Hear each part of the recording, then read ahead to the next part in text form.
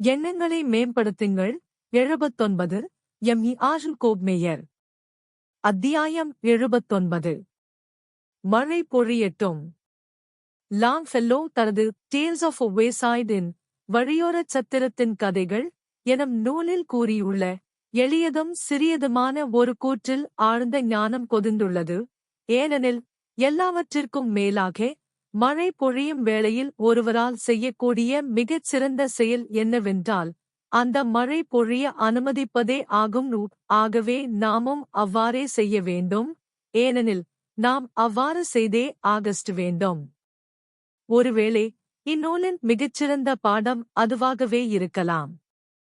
இதன் 80 அத்தியாயங்களும் வாசகர்களுக்கு பலதரப்பட்ட தூண்டுதலும் பலனளிப்பதுமான சிந்தனைகளை வழங்கி அவற்றை மேலும் வளர்த்துக் கொள்ளும் நோக்கில் எழுதப்பட்டிருந்த போதிலும் ஒவ்வொரு அத்தியாயமும் மற்ற அத்தியாயங்களிலிருந்து முற்றிலும் மாறுபட்டதாகவும் தொடர்பற்றதாகவும் இருக்கும்படி திட்டமிடப்பட்டிருந்த போதிலும் நாம் இதன் முடிவை நெருங்கி அதன் சிந்தனைகளை மீள்பார்வை செய்யும்போது இந்த புத்தகம் கையாளும் பல வாழ்க்கைச் சூழல்களுக்கும் பொருந்தக்கூடிய பெரும்பாலும் மீண்டும் மீண்டும் வரும் ஒரு பாடம் இருப்பது தெரிகிறது.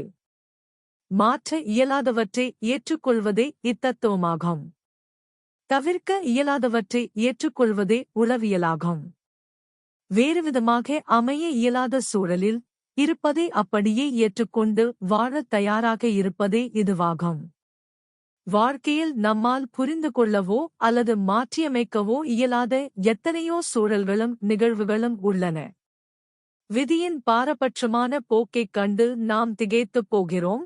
மேலும் வாழ்க்கை எனும் விளையாட்டில் நாம் நாள்தோறும் உருட்டும் அந்த பகடைக் காய்கள் ஏதோ சூழ்ச்சியுடன் வடிவமைக்கப்பட்டவைதானோ என்று ஐயுறவும் தொடங்குகிறோம். இருப்பினும் நாம் மிகச் சிறியதொரு பகுதியாக விளங்கும் இப்பிரபஞ்சமானது தன்னளவில் முடிவிலா துல்லியத்துடனும் சமநிலையுடனும் திகழ்கிறது. இத்தகைய முடிவிலா பரிபூரணத்தின் ஒரு பகுதி நாம் என்னும் உணர்வே நமது நம்பிக்கைக்கு அடித்தளமாக அமைய வேண்டும். நித்தியமும் முழுமையானதுமான பரிபூரணத்துவம் நிறைந்த அந்தச் சூழலில்தான் நாம் நமது இருப்பை உணர்ந்து கொள்ள வேண்டும். மேலும் நம்மால் மாற்ற இயலாதவற்றையும் பல நேரங்களில் நம்மால் புரிந்து கொள்ள இயலாதவற்றையும் ஏற்றுக்கொண்டு விட வேண்டும். ஏனெனில் நம்மை சிதைத்துவிடக்கூடிய தவிர்க்க முடியாத இடர்பாடுகளையும் துயரங்களையும் ஏற்பு மனப்பான்மையின் மூலமாக மட்டுமே நம்மால் கடந்து செல்ல முடியும்.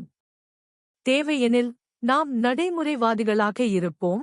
மாற்ற இயலாதவற்றை ஏற்றுக்கொள்வதற்கு நம்மை ஒப்புக் கொடுப்போம்.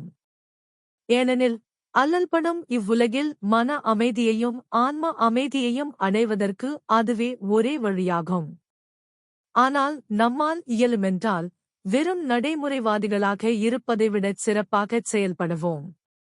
புரிதலுக்கும் அப்பாற்பட்ட நம்பிக்கையின் வாயிலாக நமது ஏற்பினை ஒரு தியாகமாக அல்லாமல் நம்பிக்கையின் அடையாளமாகவே முடிவெளியின் பீடத்தில் அர்ப்பணிப்போம்.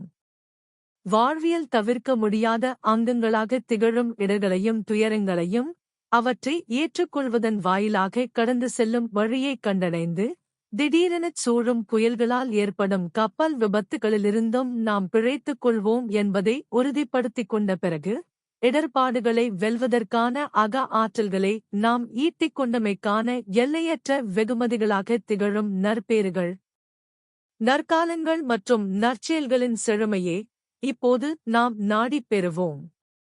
விதி ஒரு வாயிலை மூடும்போது நம்பிக்கை வேறொரு வாயிலை திறக்கிறது.